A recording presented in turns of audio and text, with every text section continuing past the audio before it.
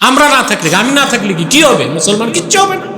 মুসলমানের উপকারে আল্লাহ দিনের খাদেম এমন রাখবেনি, ঠিক না? আমাদের কাজ হচ্ছে ট্রান্সপারেন্সি এবং জাস্টিস, স্বচ্ছতা এবং ন্যায় বিচারের সাথে কথা বলা, কাজ করা। কার বিপক্ষে যাবে এটা দেখার সময় আমাদের, এটাই চরিত্র হওয়া উচিত আলেম ওলামা পীর মাশায়েখদের। ভালো আলেম দেশে নাই তা না, বহুত আল্লাহওয়ালা বুজুর্গ আলেম আছে, বহুত আল্লাহওয়ালা বুজুর্গ মুহাদ্দিস মুফাসসির দেশে আছে, নইলে দেশ থাকে কেমনে? কিন্তু যেগুলো একটু মিডিয়াতে চলে আসে অধিকাংশই ধান্দাবাজ, বাটপার, প্রতারক, টাউটার হয়ে যায়। 16 বছর এদের ফতুয়া ছিল একরকম, এখন ফতুয়া ঘুরে গেছে, এখন ফতুয়া ঘুরে গেছে। এই টাউটারি করো তো জনগণের আস্থা কেমনে পাবা তোমরা? এখন তো এত সম্মান ইজ্জত করে, যখন জনগণ দেখবে মুনাফিক এগুলোর আগে এক ফতুয়া ছিল, এখন আরেক ফতুয়া। আগে করলে শিরক ছিল, এখন শিরক না, কোন রকম এটারে হিলা টিলা কইরা চালানো যায় কিনা।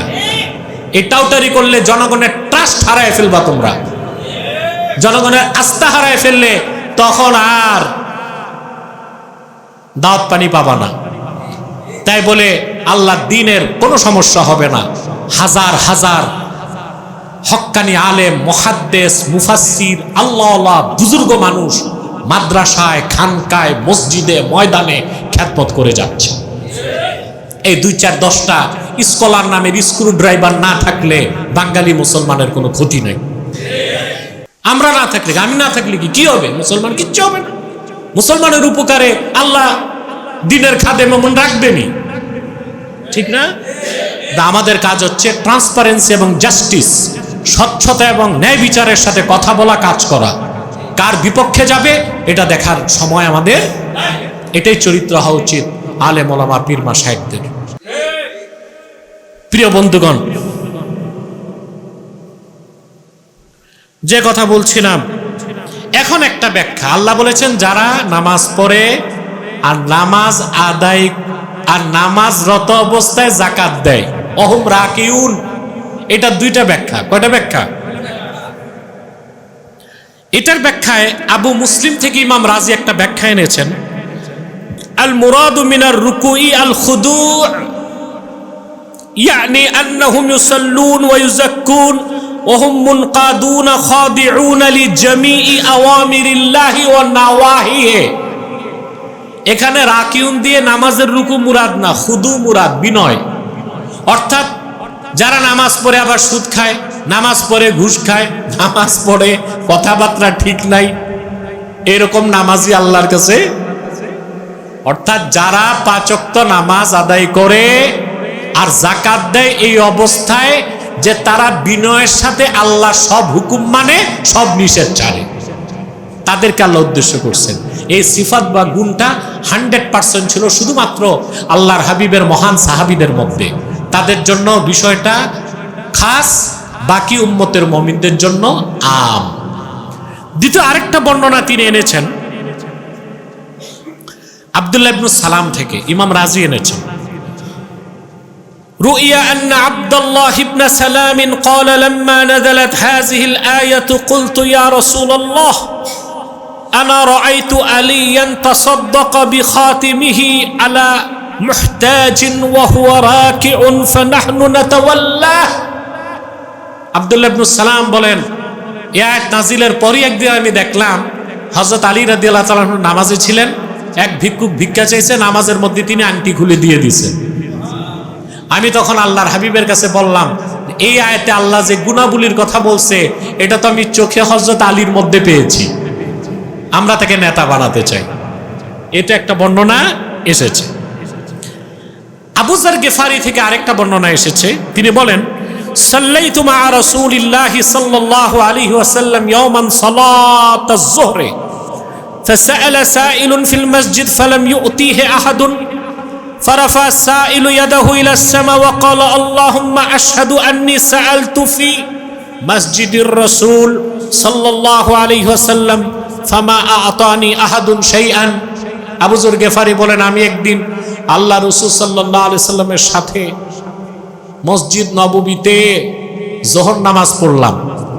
নামাজের পর দেখি এক ভিক্ষুক মসজিদ নববীতে কিছু চাইছে। কেউ তাকে কিছু দিল না। ভিক্ষুক তখন জোর গলায় আল্লাহকে বিচার দিতেছে, আল্লাহ আমি সাক্ষী দিচ্ছি আমি রাসূলুল্লাহ সাল্লাল্লাহু আলাইহি ওয়াসাল্লামের উপস্থিতিতে ওনার মসজিদ নববীতে কিছু চাইলাম, কেউ আমাকে দিল না। ওয়া আলী রাদিয়াল্লাহু তাআলা আনহু কানা রাকিয়ান ফাআওমা ইলাইহি বিখিনসারিহি আল-ইউমনা ওয়া কানা ফিহা খাতিম ফাআকবালা সাইলু হাত্তা আখাযাল খাতিমা। আলী রাদিয়াল্লাহু তাআলা আনহু নামাজে রুকুতে ছিলেন, ভিক্ষুকের এই কথা শুনে তিনি আঙ্গুলটা এমনি ইশারা করে তুলে ধরছেন, অর্থাৎ আংটিটা খুলে নিয়ে যাও, বুঝেন না? তখন আল্লাহ রাসূল সাল্লাল্লাহু আলাইহি ওয়াসাল্লামের সামনে আংটিটা খুলে ভিক্ষুক নিয়ে চলে গেল। আল্লাহ তখন আলীর ফজিলতে এই আয়াত নাজিল করে দিয়েছে, ইন্নামা ওয়ালিয়ুকুমুল্লাহু ওয়া রাসূলুহু ওয়াল্লাযীনা আমানুল্লাযীনা ইউকিমুনাস সালাতা ওয়া ইউতুনাজ যাকাতা ওয়া হুম রাকিউন। বলেন সুবহানাল্লাহ। এই ব্যাখ্যাটা নিলে আমরা বলবো যে হযরত আলী রাদিয়াল্লাহু তাআলা আনহু ও অন্যান্য সাহাবীগণের জন্য হুকুমটা ছিল খাস, বাকি উম্মতে মুহাম্মাদীর ঈমানদার যারা 5 ওয়াক্ত নামাজ পড়ে বিনয়ের সাথে যাকাত দেয়, আল্লাহ সব হুকুম মানে নিষেধ ছাড়ে, তারাই মুসলমানদের নেতৃত্ব দেবার অধিকার রাখে। তো নেতা কাদেরকে বানাবেন বুঝতে পারছেন? কথা বলেন, মনে থাকবে? প্রথমে দেখতে হবে তার ঈমান ঠিক আছে কিনা, কি বলেন? দ্বিতীয় দেখতে হবে তার আকীদা ঠিক আছে কিনা, তৃতীয় দেখতে হবে তার সুরত আর সিরাত ঠিক আছে কিনা, দেখতে হবে তার দ্বীনের ইলম আছে কিনা, দেখতে হবে সে ঈমান ও ইসলামের উপর প্রতিষ্ঠিত কিনা এবং সে শরীয়ত মোতাবেক চলে কিনা। এই গুণাবলীগুলো পেলে তাকে নেতা মানা যাবে, এই গুণাবলীগুলো না পেলে তাকে নেতা মানার কোনো সুযোগ নাই। আমাদের বয়ান, আমাদের ন্যারেটিভ ঠিক রাখতে হবে। কমিউনিস্টরা রাজনীতি করতেছে আজকের থেকে 70 বছর আগ থেকে, তারা কিন্তু একটা সিট ভোটও পায় না, কিন্তু ন্যারেটিভ বদলাইছে যে সমাজতন্ত্রবাদ গণতন্ত্র গ্রহণ করি, ওদের ন্যারেটিভ ওরা ঠিক। সেকুলার ধর্মনিরপেক্ষতাবাদীরা তাদের ন্যারেটিভ বা বয়ান থেকে সরে নাই। তা আমরা মুসলমান যারা খেলাফা ইসলামী রাষ্ট্র ইসলামী রাজনীতি বিশ্বাস করি, আমরা আমাদের ন্যারেটিভ থেকে কেন সরে আসব? আউযু বিল্লাহি মিনাশ শাইতানির রাজীম। বিসমিল্লাহির রাহমানির রাহিম। ইন্নামা ওয়ালিয়্যুকুমুল্লাহু ওয়া রাসূলুহু ওয়াল্লাযীনা আমানুল্লাযীনা ইউকিমুনাস সালাতা ওয়া ইউতুনাজ যাকাতা ওয়া হুম রাকিউন। সাদাকাল্লাহুল আযীম ওয়া সাদাকা রাসূলুহুন নবিয়্যুল কারীম ওয়া নাহনু আলা যালিকা মিনাশ শাহিদিন ওয়াশ শাকিরিন আলহামদুলিল্লাহি রাব্বিল আলামিন। সূরা আল মায়েদা 55 নম্বর আয়াতে আল্লাহ তাআলা তার হাবিবের পেয়ারা উম্মতকে ডাক দিয়ে বলেন, ইন্নামা ওয়ালিয়্যুকুমুল্লাহু ওয়া রাসূলুহু, নিশ্চয় তোমাদের অভিভাবক হচ্ছেন আল্লাহ, আল্লাহর রসুল, আল্লাহর হাবিব মুহাম্মদ সাল্লাল্লাহু আলাইহি ওয়াসাল্লাম। ওয়াল্লাযীনা আমানু, এবং যারা ঈমানদার তারা তোমাদের বন্ধু। সুবহানাল্লাহ। কিরকম ঈমানদার? আল্লাযীনা ইউকিমুনাস সালাহ, যারা 5 ওয়াক্ত নামাজ আদায় করে, ওয়া ইউতুনাজ যাকাতা ওয়া হুম রাকিউন, আর নামাজের রুকু অবস্থায় যাকাত আদায় করে। সুবহানাল্লাহ। আল্লাহ তাআলা একটি আয়াতের মধ্যে উম্মতে মুসলিমার ইহকালীন কল্যাণ ও পরকালীন মুক্তির কত কথা বলেছেন, তা ওজন করা তো সাধ্য নাই, আমাদের চিন্তা করার জ্ঞানও নাই। সুবহানাল্লাহ। আল্লাহ এখানে ওয়ালি শব্দ ব্যবহার করেছেন। ওয়ালি, ওয়ালি শব্দের বহুবচন আউলিয়া। বহুবচন কি? তবে আমাদের দেশের বেশিরভাগ মানুষ ওলি শব্দের একটা অর্থ জানে, আল্লাহ বুজুর্গ পীর সাহেব দেখলেই মনে করে উনি তো আল্লাহর ওলি। কথা ঠিক, কিন্তু অলি শব্দের একটা অর্থ না, অলি শব্দের তিনটা অর্থ। আল্লাহ তাআলা এক অলি শব্দ দিয়ে তিনটা অর্থ নিয়েছেন ভিন্ন ভিন্ন জায়গায়। যেমন ওলি শব্দের একটা অর্থ নাসের, সাহায্যকারী। ওলি শব্দের অর্থ কি? সাহায্য।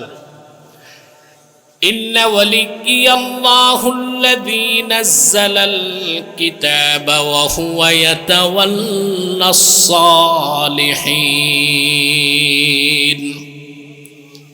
নিশ্চয় আমার ওলি, আমার সাহায্যকারী হচ্ছেন আল্লাহ,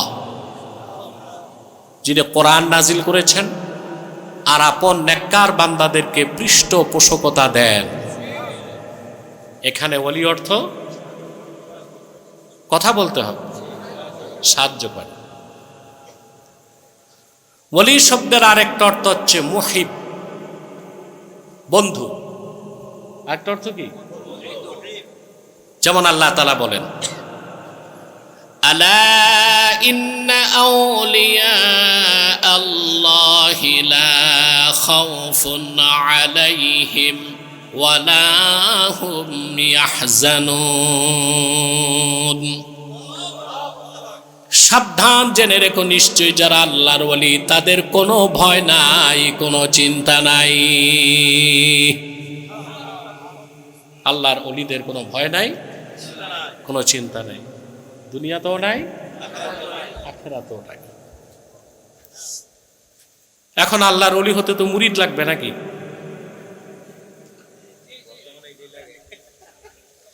না, মুরিদ ছাড়া ওলি হয় কেন? এটা একটা বড় প্রশ্ন। না, তোমরা জবর ডিস্টার্ব করো, চুপচাপ বসো। আল্লাহর ওলি হতে খানকা লাগে না, দরবার লাগে না, মুরিদ লাগে না, বংশ লাগে না। ঠিকটাও তো ঠিক মতো কইলা না? আল্লাহ 63 নম্বর আয়াত সূরা ইউনূসে বলে দিয়েছেন ওলি কারা। আল্লাযীনা আমানু ওয়া কানু ইয়াত্তাকুন। মুহাম্মদ সাল্লাল্লাহু আলাইহি সাল্লামের উম্মতের মধ্যে যারা ঈমান এনেছে, আল্লাহকে ভয় করে মুত্তাকি হয়ে গেছে, তাদের প্রত্যেকেই আল্লাহ রাব্বুল আলামিনের ওলি হয়ে গেছে। খানকা লাগবে, দরবার, বংশ, মুরিদ, খলিফা, এটাই তো ইসলামের ইনসাফ। সুবহানাল্লাহ। আল্লাহ প্রদত্ত জীবন বিধান ইসলামের সুমহান সৌন্দর্য তো এখানেই। পীর সাহেবের ছেলে পীর হবে এমন কথা নাই, উচ্চ বংশের লোক আলেম হবে এমন কথা নাই, অথচ হিন্দুদের মধ্যে ব্রাহ্মণের পুত্র ব্রাহ্মণ হবে, ক্ষুদ্র শূদ্র এরা ব্রাহ্মণ হইতে পারবে না। কিছু নিয়ম কানুন আছে, ওদের রেস্ট্রিকশন আছে। মিথ্যাশ্রিত, মানব রচিত, কল্পিত, মানুষের মন মস্তিষ্ক প্রসূত ধারণায় যে ধর্মগুলো আছে সব বেইনসাফ, শিরক, কুফর আর ভণ্ডামিতে ভরা। ইসলামের মধ্যে কোনো বৈষম্য রাখা হয়নি। সুবহানাল্লাহ। যে কোনো লোক ঈমান আনবে, আল্লাহকে ভয় করবে, সে আল্লাহর ওলি হয়ে যাবে। হযরতে বেলাল রাদিয়াল্লাহু তাআলা আনহুর দিকে তাকান। রেজাল শাস্ত্রবিদগণ লেখেন, আবিসিনিয়ার একজন নগণ্য গোলাম ছিলেন হযরতে বেলাল। ১৫০০ বছর আগে তার বাজার মূল্য ছিল মাত্র ৬ দিরহাম। গায়ের রং ছিল নিকশ কালো, আকৃতিতে বেটে। আল্লাহর হাবিব মুহাম্মদ সাল্লাল্লাহু আলাইহি সাল্লামের কদমে সে ঈমান আনার পরে তাকওয়ার কারণে তার মর্যাদা এত বেড়ে গেছিল। হযরত ওমর বলেছেন, আবু বকরিন সাইয়্যিদুনা ফাআতাক সাইয়্যিদানা। হযরত ওমর রাদিয়াল্লাহু তাআলা তিনি এই কথা বলতে বাধ্য হয়েছেন। এই হাদিসটা বুখারী শরীফে আছে। আবু বকরিন সাইয়্যিদুনা ফাআতাক সাইয়্যিদানা, আমাদের একজন নেতা আবু বকর সিদ্দিক, তিনি আযাদ করছেন আরেকজন নেতা যার নাম বেলাল। কুরাইশ বংশের শ্রেষ্ঠ সন্তান হযরত বেলালের মতো মানুষকে নেতৃত্বের আসনে বসাইতে দ্বিধাবোধ করেন নাই, কারণ হযরত বেলালের ছিল ঈমান এবং তাকওয়া। বলেন সুবহানাল্লাহ। তা আমরা ওলি হইতে খানকা লাগবে? খলিফা, মুরিদ, খিচুড়ির ডেক কিছু লাগবে না, দুইটা জিনিস লাগবে, ঈমান, তাকওয়া। ঈমান, তাকওয়া। তাহলে আমরা আলোচনা করছি ওলি শব্দের একটা অর্থ সাহায্যকারী, ওলি শব্দের একটা অর্থ বন্ধু, ওলি শব্দের আরেক অর্থ মাওলা, অভিভাবক। যেমন আল্লাহ তাআলা বলেন, আল্লাহু ওয়ালিয়ুল্লাযীনা আমানু ইউখরিজুহুম মিনাজ যুলুমাতি ইলান নূর। আল্লাহ রাব্বুল আলামিন বলেন, যারা ঈমানদার তাদের ওয়ালি, তাদের গার্ডিয়ান, তাদের অভিভাবক হচ্ছেন স্বয়ং আল্লাহ রাব্বুল আলামিন। তিনি তাদেরকে অন্ধকার সমূহের ভিতর থেকে একটি নূর, দ্বীন ইসলামের দিকে বের করে আনে। তাহলে ওয়ালি শব্দের একটা অর্থ সাহায্যকারী, আরেকটা অর্থ বন্ধু, আরেকটা অর্থ অভিভাবক। সুবহানাল্লাহ। এখানে আল্লাহ তার শানে, তার হাবিবের শানে, মুমিনদের শানে শব্দ একটাই ব্যবহার করছেন, ইন্নামা ওয়ালিয়ুকুমুল্লাহু ওয়া রাসূলুহু ওয়াল্লাযীনা আমানু। কিন্তু অর্থ ভিন্ন ভিন্ন করতে হবে। নিশ্চয়ই তোমাদের অভিভাবক হচ্ছেন আল্লাহ, তোমাদের অভিভাবক মুহাম্মদ সাল্লাল্লাহু আলাইহি ওয়াসাল্লাম। ওয়াল্লাযীনা আমানু, এবং যারা ঈমান এনেছে তারা তোমাদের বন্ধু। আল্লাযীনা ইউকিমুনাস সালাতা, কেমন ঈমানদার? যারা 5 ওয়াক্ত নামাজ আদায় করে। ওয়া ইউতুনাজ যাকাতা ওয়া হুম রাকিউন। ওয়া ইউতুনাজ যাকাতা ফি হালাতি রুকুইহিম। ইমাম নাসাফি এই তাফসীর করেছেন। আর নামাজের ভিতরে রুকু অবস্থায় থেকে তারা দান করে দেয়।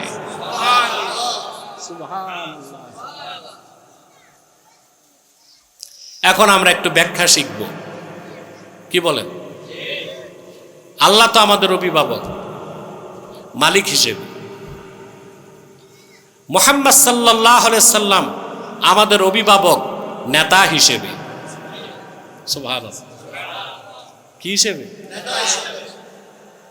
মুহাম্মদ সাল্লাল্লাহু আলাইহি ওয়াসাল্লাম সর্বশ্রেষ্ঠ, সর্বশেষ নবী ও রাসূল হিসেবে ১৫০০ বছর আগে এই কোরআন নিয়ে এসেছেন। তিনি শুধু আমাদের নবী নন, তিনি তো নবীউল আম্বিয়া। আদম থেকে ঈসা পর্যন্ত ১ লক্ষের উপর পয়গম্বরেরও নবী। তাই তো রাসূলুল্লাহকে বলা হয় ইমামুল মুরসালিন, রাসূলগণের নেতা। আল্লাহু আকবার। এ কথা বিশ্বাস হয়? রাসূলুল্লাহ যে নবীউল আম্বিয়া, নবীগণের নবী, এটা বিশ্বাস হয়? রাসূলুল্লাহ সাল্লাল্লাহু আলাইহি ওয়াসাল্লাম শুধু আমাদের নবী ছিলেন না, নবীউল আম্বিয়া, সকল নবীগণের নবী ছিলেন। সুবহানাল্লাহ। আল্লাহ রাব্বুল আলামিন কথাটি স্পষ্ট করে দিয়েছেন সূরা আলে ইমরানে। বলুন তো ভাই, কোন সূরা? ৮১ নম্বর আয়াতে আল্লাহ রাব্বুল আলামিন বলেন, ওয়া ইয আখাযাল্লাহু মিসাকান নাবিয়্যিনা লামা আতাইতুকুম মিন কিতাবিন ওয়া হিকমাতিন ثم جاءكم رسول مصدق لما معكم لتؤمنن به ولتنصرنه قال أأقررتم وأخذتم على ذلكم إصري قالوا أقررنا قال فاشهدوا وأنا معكم من الشاهدين সূরা আলে ইমরান 81 নম্বর আয়াতে আল্লাহ বলেন, স্মরণ করুন যখন আল্লাহ তাআলা পয়গম্বরদের কাছ থেকে আপনার ওয়াদা নিয়েছেন। আল্লাহ তার হাবিবকে বলেন, মুহাম্মদ সাল্লাল্লাহু আলাইহি সাল্লাম, আপনি সে সময়ের কথা স্মরণ করুন যখন আপনার ব্যাপারে নবীগণের কাছ থেকে আল্লাহ ওয়াদা নিয়েছেন। কি ওয়াদা? আল্লাহ নবীগণকে বলেছেন, আমি তোমাদেরকে কিতাব ও হিকমত, যে কিতাব ও হিকমত দিয়ে প্রেরণ করছি, অতঃপর আমার পক্ষ থেকে যখন আমার রাসূল আসবেন, আখিরি নবী মুহাম্মদ সাল্লাল্লাহু আলাইহি ওয়াসাল্লাম, তোমাদের কাছে যা আছে এটার সত্যায়নকারী হিসেবে অবশ্যই তোমরা আমার আখিরি নবী মুহাম্মদ সাল্লাল্লাহু আলাইহি ওয়াসাল্লামের উপর ঈমান আনবে এবং আমার হাবিবকে সাহায্য করবে। ওয়াদা কে দিয়েছেন? আদম থেকে ঈসা, লাখের উপর নবীর কাছ থেকে। আল্লাহু আকবার। এরপর আল্লাহ জিজ্ঞেস করেন, আকরারতুম, আমার ওয়াদাটা নিছো, স্বীকার করলা? ওয়া আখাযতুম আলা যালিকুম ইসরি, আর যে দায়িত্ব দিছি এই দায়িত্বের বোঝাটা নিলা? সুবহানাল্লাহ। সমস্ত পয়গম্বর বললেন, আকরারনা, অবশ্যই আল্লাহ ওয়াদা করলাম আমরা নিজ নিজ জাতিকে মুহাম্মদ সাল্লাল্লাহু আলাইহি ওয়াসাল্লামের আগমনের ব্যাপারে সুসংবাদ দিয়ে যাব, আর মুহাম্মদ সাল্লাল্লাহু আলাইহি ওয়াসাল্লামের জামানা পেলে আমরা অবশ্যই ওনার উপর ঈমান আনবো এবং ওনাকে সাহায্য করব। বলেন সুবহানাল্লাহ। এই আয়াত থেকে ইজমাউল মুফাসসিরিন, একটা দুটো তাফসীর না, সকল মুফাসসির একমত, এই আয়াত দিয়ে স্পষ্ট প্রমাণিত হয় মুহাম্মদ সাল্লাল্লাহু আলাইহি ওয়াসাল্লাম শুধু ইমামুল মুরসালিন নন, তিনি নবীউল আম্বিয়া, সমস্ত রাসূলগণের নেতা, সমস্ত পয়গম্বরগণের নবী, তোমার নবী, আমার নবী, বিশ্ব নবী মুহাম্মদ মুস্তাফা সাল্লাল্লাহু আলাইহি ওয়াসাল্লাম।